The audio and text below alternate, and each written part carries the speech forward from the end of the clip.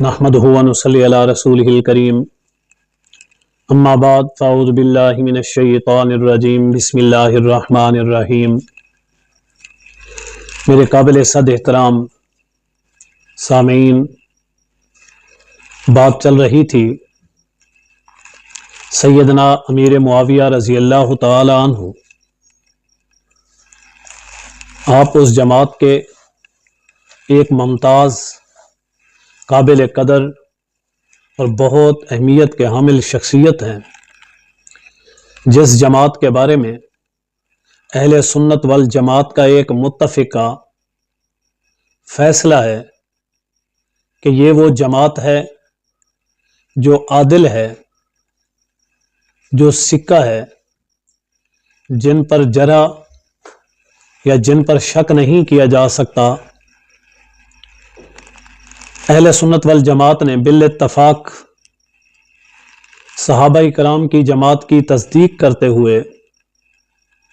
اطمینان کا اظہار کیا۔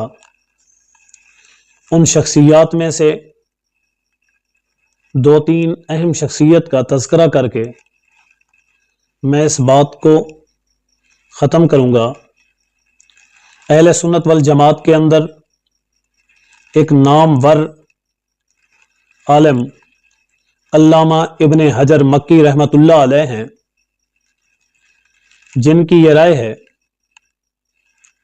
کہ تمام اہل سنت والجماعت نے تمام صحابہ کرام کے حق میں عدالت کا فیصلہ دیا، اور جماعت صحابہ کرام پر کسی قسم کی طعن اور تشنیع، زبان درازی، در حقیقت تزکیہ رسول، تعلیم رسول، تربیت رسول، حضور علیہ الصلوۃ والسلام کے ان تمام امور پر جو آپ نے صحابہ کرام رضوان اللہ تعالی علیہم اجمعین پر دن رات 23 سال کے زمانے میں تربیت کی، اس پر شک ہوگا، اور آپ علیہ الصلوۃ والسلام نے جو تزکیہ کیا، جو تعلیم دی، جو تربیت کی، انگلی اس طرف جائے گی۔ اس لیے ہر مسلمان پر یہ واجب ہے کہ وہ اہل سنت والجماعت کا اگر فرد ہے تو صحابہ کرام کو بالاتفاق عادل، راجع، سکہ سمجھتے ہوئے ان پر طعن اور تشنیع کے تمام دروازے بند کرے۔ اسی طرح اہل سنت والجماعت کے ایک نامور شخصیت خطیب بغدادی رحمۃ اللہ علیہ نے بھی کفایہ کے اندر یہ بات لکھی کہ صحابہ کرام کا عادل ہونا یہ حق تعالی کی طرف سے ہے،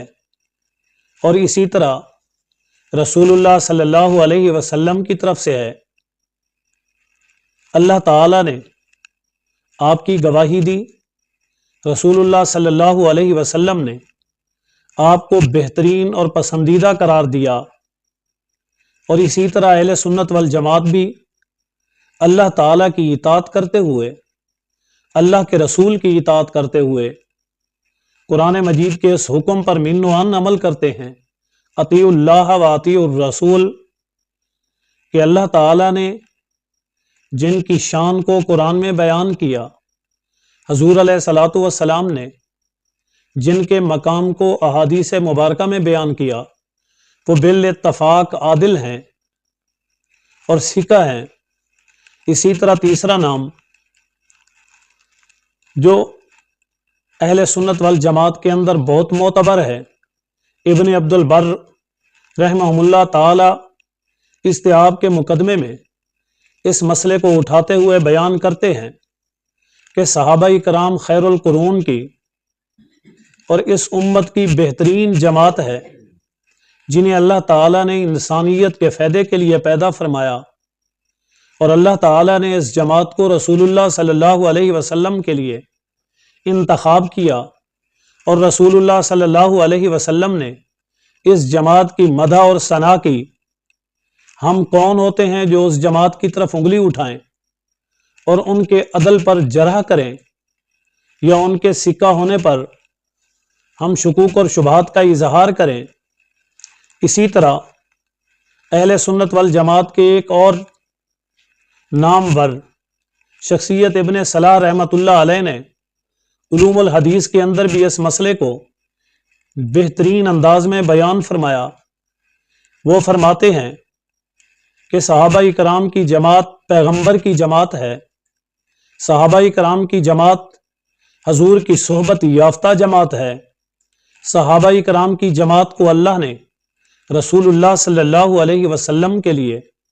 اسلام کے لیے، دین کے لیے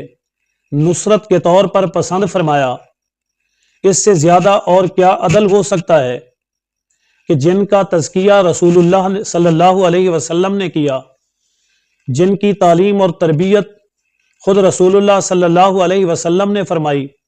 ان سے بڑھ کر اور کون اتنا بڑا عادل ہو سکتا ہے؟ اب اس جماعت کے ایک نہایت ہی اہم مقام رکھنے والی شخصیت، جن کا اس جماعت میں ممتاز حیثیت، اعلیٰ مقام، عرفہ نام سیدنا امیر معاویہ رضی اللہ تعالی عنہ ہے، جن پر کسی قسم کا کوئی اشکال، کوئی اعتراض نہ ہی اللہ تعالیٰ کی طرف سے، نہ ہی رسول اللہ صلی اللہ علیہ وسلم کی طرف سے، نہ ہی خلفائے راشدین کی طرف سے، اور نہ ہی جماعت اصحاب کی طرف سے ایسا ہے کہ جس پر ان کی صحابیت، ان کے مقام، ان کے عادل ہونے اور ان کے سکہ ہونے پر کوئی انگلی اٹھائی جا سکے۔ وہ اس امت کے بہترین فرد اور بہترین جماعت کے ممتاز رہنما، قرآن مجید کے حامل، عامل اسلام، کاتب وحی ہیں۔ اللہ تعالیٰ ان پر کروڑوں رحمتیں نصیب فرمائے۔